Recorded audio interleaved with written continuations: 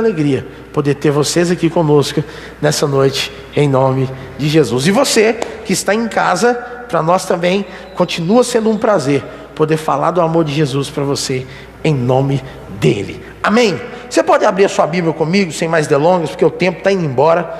Eu tenho 20 minutos para falar com vocês aqui, e vou falar com vocês, tá? Eu estou com uns esboços aqui preparados do ano passado inteiro, que a gente só podia pregar meia hora. Lembra? Meia hora não, 15 minutos, porque era 15 de louvor e 15 de pregação. Então ficou muita mensagem para trás, viu? Ficou muita coisa para trás. E esse ano nós vamos desabafar nelas em nome de Jesus. Amém? Abra sua Bíblia aí comigo, por favor, no livro de 2 Coríntios. 2 Coríntios, capítulo de número 12, verso de número 9. 2 Coríntios, capítulo de número 12, verso de número 9. Esses dias têm sido dias de muitas notícias ruins, e eu nunca quis ser e não quero ser o profeta do caos. Eu quero ser o profeta da esperança. Eu quero trazer boas novas ao seu coração. Eu quero dizer que até no meio desse tempo de sofrimento que nós estamos passando, há sim um trono de glória estabelecido, para que eu e você possamos nos alegrar na presença do Senhor. 2 Coríntios capítulo 12, verso de número 9, o texto nos diz assim: então ele me disse, a minha graça é o que basta para você, porque o poder se aperfeiçoa na fraqueza. De boa vontade, pois mais me gloriarei nas fraquezas, para que sobre mim repouse o poder de Cristo. Verso 10, por isso, sinto prazer nas fraquezas, nos insultos, nas privações, nas perseguições, nas angústias, por amor de Cristo, porque quando estou fraco, ou quando sou fraco, então é que sou forte.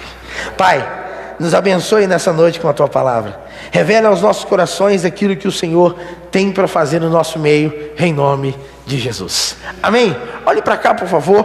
Prometo ser bem sucinto, bem rápido aqui, para você poder retornar para sua casa e poder fazer, ou melhor, degustar aquela janta maravilhosa que você deixou pré-cozida lá, em nome de Jesus. Amém?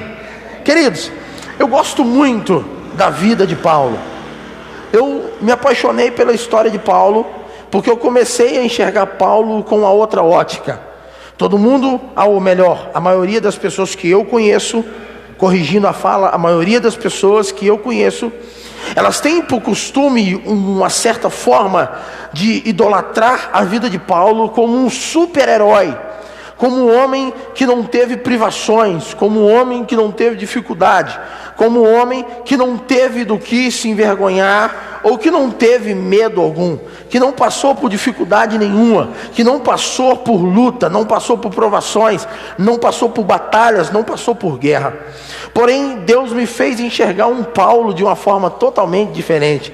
Deus me faz enxergar Paulo assim como ele me faz enxergar um homem feito de carne e osso, também que é templo e morada do Espírito Santo, mas cujo o lugar aonde está implantado está também diante dele as dificuldades, as lutas, as guerras, as batalhas. Nós não estamos imunes ao levante do inimigo, nós não estamos imunes às guerras, nós não estamos imunes às enfermidades, nós não estamos imunes às dificuldades que a vida tem por ela só. Jesus, certa feita, ele disse que no mundo nós teríamos aflições, e ele continua dizendo: tem de bom ânimo, porque eu venci o mundo. Jesus está querendo dizer para mim e para você: eu vivi as dificuldades desse mundo, eu vivi as guerras desse mundo, eu vivi as acusações, os levantes, os ataques desse mundo, mas tenho porém, esses ataques, os levantes, as dificuldades, as guerras, elas não me venceram. Elas sim tiraram um pouco de sangue de mim, sim, elas machucaram a minha carne, sim, sim, me fizeram chorar, me fizeram sentir dor em algum determinado momento, mas as dificuldades não me venceram, as dificuldades não me afogaram, as dificuldades não me fizeram desistir. Sabe por quê? Porque na capacidade que o Pai me deu, eu venci todas elas. Então, certa feita, o próprio Jesus também disse que Ele é a árvore e nós somos o galho. Se nós estivermos nele e Ele em nós, então nós podemos todas as coisas, porque Cristo nos dá a força que nós precisamos para vencer o dia mau. Então aqui nós encontramos um homem que foi chamado para fazer sim a diferença, mas também iria viver as dificuldades que a vida apresenta. Nós conhecemos aqui um homem que foi chamado para representar Cristo em uma totalidade magnífica, mas um homem que viveu na pele, que sentiu na carne todas as dificuldades que eu e você sentimos.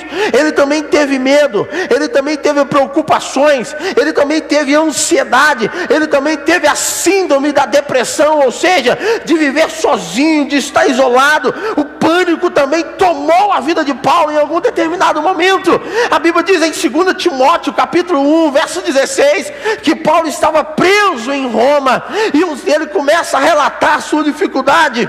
Ele começa a falar que Alexandre o abandonou, ele começa a falar que Demas amou mais o presente momento do que ele. Ele diz que Titico o abandonou e não quis mais caminhar com ele, mas ele começa a cair numa pressão profunda. Ele está sozinho, ele está machucado, ele está longe dos holofotes, ele começa a se sentir em solidão, ele começa a entrar num estado de depressão. Mas a Bíblia diz que no ápice do sofrimento de Paulo, Deus enviava alguém para consolar, para ser o refrigério na vida dele, para ser o ânimo que ele precisava, para ser o socorro bem presente na hora da angústia, para ser a paz em tempo de guerra, para ser a esperança no tempo da solidão, para ser a notícia das boas novas em meio à notícia de caos, para ser a porta aberta em meio a situações de prisões. Paulo viveu tudo que eu e você vivemos.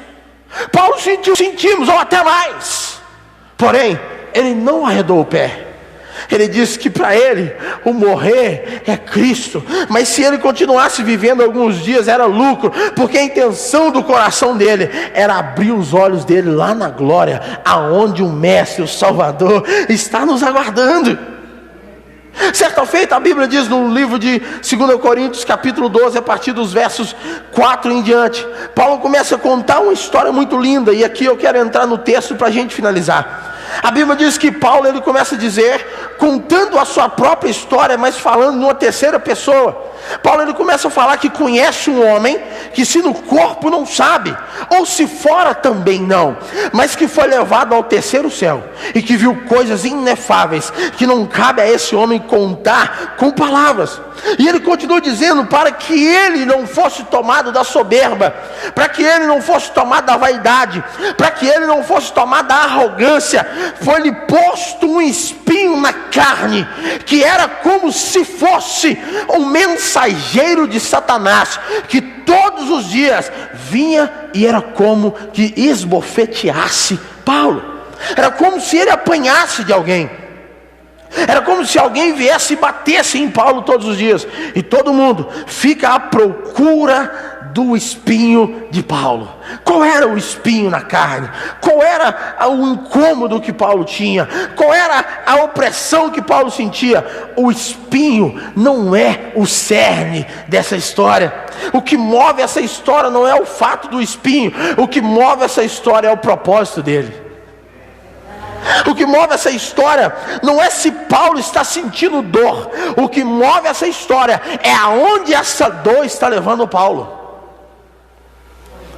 Amém? Vou repetir. O que move a vida de Paulo aqui não é se ele está sentindo dor. O que move a vida de Paulo aqui não é se ele está sendo envergonhado. O que move a história de Paulo é que essa vergonha ou essa dor tem um propósito de levar ele ao encontro do Salvador. Eu vou repetir: essa luta que Paulo está sentindo, essa guerra que Paulo está trilhando, essa luta que está travada, ela tem um propósito. Pastor, qual é o propósito? Levar Paulo ao centro da vontade de Deus. O Senhor não permitiu que esse espinho viesse na vida de Paulo para Paulo sair da presença de Deus. O Senhor permitiu que esse espinho viesse sobre a vida de Paulo para que ele se aproximasse de Deus. Você consegue entender? Há dificuldades na minha e na sua vida que não é para nos tirar da presença de Deus. Há levantes do inimigo que não é para nos afastar da presença de Deus. Pelo contrário, nos aproximar ainda mais do propósito de Deus. Paulo está dizendo que ele tem um espinho e que isso o incomoda, mas que isso faz ele entender que ele não é nada, mas que o Todo-Poderoso é tudo. Ele está dizendo assim, eu quero ler para você: a minha graça é o que basta para você, porque o poder se aperfeiçoa na fraqueza. De boa vontade, pois mais me gloriarei nas fraquezas, para que sobre mim repouse o poder de Cristo. Paulo está dizendo: ei, eu não vou dar moral para esse espinho me fazer querer desistir. Pelo contrário, se esse é o propósito que Deus encontrou para que o meu coração não se desviasse do caminho dele, então eu vou abraçar essa causa, porque quando eu estou fraco, então é aí que Deus se manifesta em mim e o poder dele se aperfeiçoa. É na minha fraqueza, na minha deficiência, é que o Espírito Santo fortalece a minha vida. Ai, a súria. Ele está dizendo: eu tenho dificuldades? Tenho. Eu tenho coisas para fazer? Tenho. Eu tenho contas para pagar? Tenho. Eu tenho que levantar todo dia e encarar o coronavírus? Eu tenho. Mas acima de todas as dificuldades, isso está me levando ao propósito maior do meu coração, que é abraçar a causa do Evangelho, que é abraçar o Espírito Santo e não me desgrudar da presença do Senhor. Eu não posso perder tempo com essas coisas que me tiram do foco. Eu não posso perder tempo com o que me tira do propósito. Eu não posso perder tempo com o que me faz questionar. Mas eu preciso deixar a minha vida ser levada no caminho do propósito que Deus tem para mim. Então Paulo está dizendo: há um propósito em tudo isso. E o propósito é me aproximar de Deus. Eu quero ler algumas coisas para você aqui. Quando é que estou fraco? Quando eu não vivo o que Cristo tem para mim. Exemplo: prostituição, fofoca, rebeldia, brigas e etc. O apóstolo Paulo não tinha uma vida perfeita com ausência de problemas. Muito pelo contrário, constantemente ele era desafiado por injúrias, perseguições, angústias e necessidades diversas. Só que no verso 10 ele diz assim: por isso sinto prazer nas fraquezas, nos insultos, nas privações, nas perseguições, nas angústias, por amor de Cristo, porque quando eu estou fraco, aí eu encontro a verdadeira força, aí eu encontro o verdadeiro porquê da vida. Eu não sei você, mas a minha filha, ela, graças a Deus, ela está saindo já dessa fase, mas eu me lembro quando ela entrou na fase do porquê. Pai, por que a parede é branca? Pai, por que é amarelo? Pai, por que o ônibus? Pai, por que o carro? E era tanto porquê, que me chegou um momento de não ter mais respostas. Aí um dia meu pai virou para mim e falou assim: que legal isso aí, hein, filho? Eu falei assim: é mesmo, pai? Ele falou assim: é, eu passei isso aí com você também. E era como que quando Paulo tinha esses questionamentos, ele poderia dizer: ei, peraí, eu vi os céus do lado de dentro. Eu tive a visão das coisas celestiais. Só que o meu porquê, ele é respondido com um propósito. Ao invés de eu questionar a Deus por quê, Ele me deu uma estratégia para eu ter confiança, sem mesmo querer saber o quê. O que nós estamos precisando nesses dias é não questionar, mas acreditar nas palavras de Deus sobre a nossa vida. Eu sei que o caos que está estabelecido lá fora causa pânico. Eu sei que causa um transtorno muito grande no nosso trabalho. Essa semana eu fiquei entristecido com um vídeo, em saber que uma ovelha da nossa igreja estava no meio de um campo minado, irmãos. E sabe o que me chama mais atenção? É que agora o alvo do coronavírus é a igreja, sendo que o alvo deveria ser um outro lugar, deveria ser os ônibus. E quando eu recebi um vídeo de uma ovelha nossa aqui da nossa igreja, no meio daquele caos, sofrendo no meio ali, assim como as outras pessoas também estavam, porque estavam indo para o trabalho, no meu coração eu disse para mim mesmo: Pai, por que o coração do homem é tão mau, a ponto de querer que outras pessoas sofram para que eles tenham lucro? E o Senhor disse para mim assim: filho, a vontade do inimigo sempre foi tragar a vida de vocês, porém, sobre a vontade dele está a minha, e a minha vontade sempre foi proteger a vida de vocês. Independente do ambiente que vocês estejam, eu estou lá com vocês. Os meus anjos acampam diante de vocês. Ainda que andeis pelo vale da sombra e da morte, nós não precisamos temer, porque o Senhor está conosco. Se porventura nós quisermos ficar desesperados, Ele diz que a vara e o cajado dele nos consola. Ele diz que a sua casa é o nosso refúgio. Ele diz que debaixo das asas dele nós descansamos, na sombra dele nós encontramos paz. Então, independente do caos que esteja lá fora, independente da bala de canhão que esteja apontada para nós, eu confiarei e não desviarei os meus passos, porque eu confio naquele que me chamou, eu acredito naquele que me escolheu, e eu tenho convicção que Ele não vai perder a nossa vida. O Calabai, a Suri, Calahaiaçai. Tudo que nós precisamos é entender que o espinho, ele não é a coroa do guerreiro. A coroa do guerreiro é o propósito que ele está caminhando. Paulo encontrou prazer na sua angústia. Paulo encontrou prazer no tempo da sua privação. Paulo encontrou prazer na quarentena dele. Paulo encontrou prazer no meio das notícias ruins. Ele encontrou uma resposta. E eu te faço uma pergunta nessa noite: o que você tem encontrado no caminho que você tem trilhado? Essas fraquezas naturalmente essas fraquezas naturalmente deveriam ser motivo para lamento e insatisfação, mas não era isso que acontecia com Paulo. Contrariando qualquer tipo de lógica humana, o apóstolo afirma claramente: se gloriar e sentir prazer nas fraquezas. Ele simplesmente via seu sofrimento como caminho de contentamento. Sim, suas dores eram razões para que ele se alegrasse. A Bíblia diz que há momentos em que nós precisamos chorar com os que choram. Há momentos em que nós precisamos sofrer com os que sofrem. E há momentos que nós precisamos ser a voz que clama no meio do deserto. Eu acho tão interessante que um dia perguntaram para João Batista: você é o Cristo? Ele virou e disse assim: o Cristo eu não sou, mas eu sou o que veio preparar o caminho para Ele. Porque aquele que vem após mim é muito mais poderoso. E essa palavra muito mais poderoso me dá uma garantia tremenda. Sabe por quê? Porque ele está dizendo que tem alguém que tem poder, mas ele também está identificando que existe uma hierarquia, mas o subordinado também tem um poder e tem uma autoridade. Então ele está dizendo assim: eu sei que eu tenho um poder, eu sei que eu tenho uma autoridade, mas eu também reconheço que aquele que vem após mim, ele tem muito mais poder que eu. Sabe o que ele está dizendo? Em meio ao caos, nós podemos ser a boa notícia. Em meio à dificuldade, nós podemos ser sim o refrigério na alma das pessoas. E mais uma pergunta eu te faço: que tipo de homem de Deus ou de mulher de Deus você tem sido? Aqueles que espalham as notícias ruins?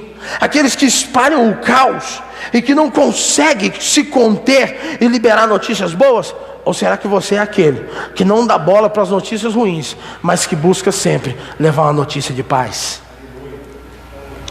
Eu quero ser para você sempre o profeta que traz a notícia de paz.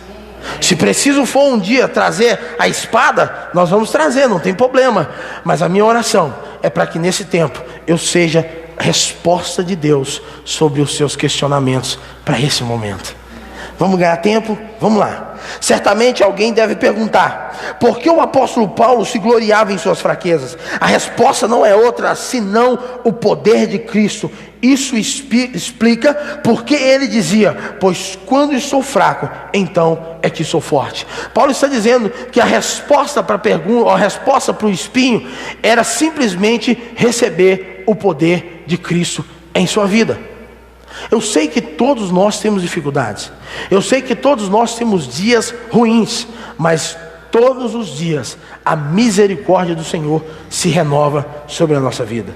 E eu tenho certeza que ela se renovou hoje sobre você, sobre mim, trouxe tranquilidade no nosso coração, porque é o que precisamos. Se colocarmos a nossa boca no pó, o Senhor tem condições, sim, para responder às nossas perguntas. O sofrimento pode ser usado de duas formas. Primeiro, você pode usá-lo como vítima. Ou segundo, você pode usá-lo como oportunidade para tocar em Jesus. Você escolhe. Você escolhe de que forma você quer usar a oportunidade. Para a glória de Deus, ou você quer continuar se lamentando. O Senhor tem notícias boas para você. O Senhor tem coisas grandes para nós. Por isso, nessa noite, eu gostaria muito que você não deixasse o seu coração desfalecer, mas que você permitisse que o Espírito Santo mova o seu coração em direção à luz de Cristo. Se coloca sobre os seus pés, por favor. Domingo, eu dou continuidade à mensagem, não deu para acabar ela hoje também não. Mas eu quero falar algo para você nessa noite. As dificuldades, elas sempre virão. As lutas sempre acontecerão. Porém, Deus também, ou melhor, Deus em todo o tempo, irá se mostrar poderoso. Irá se mostrar o grandão da Galileia. Ele não perde nada para ninguém. Ele não fica devendo nada para ninguém. Ele não deixa que nada, absolutamente nada, quebre o propósito dele sobre a sua vida. Curva a sua cabeça, por favor.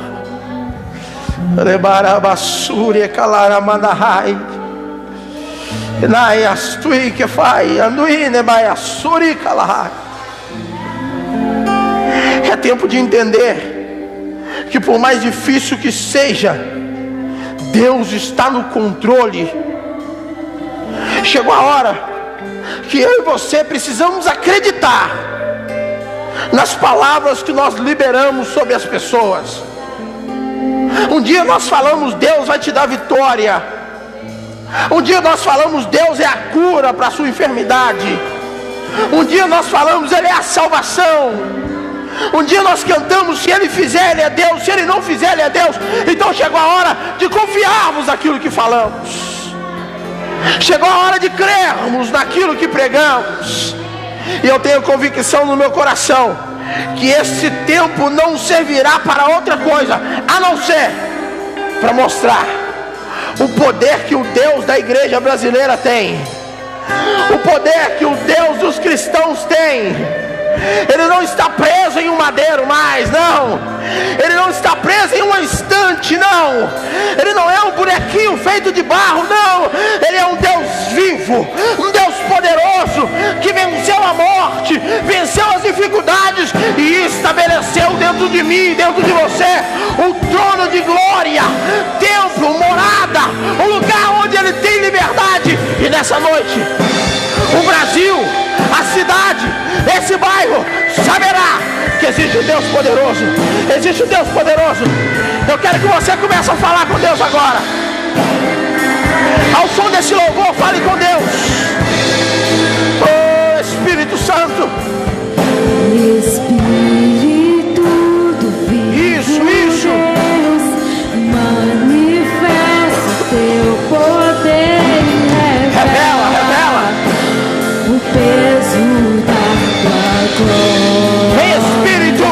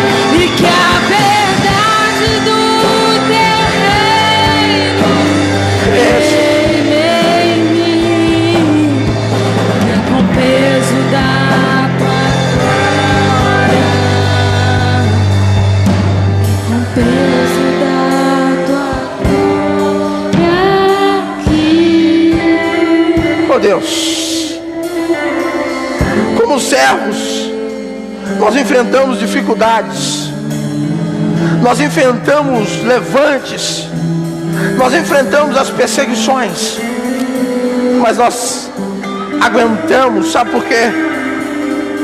Porque nós temos o Espírito Santo.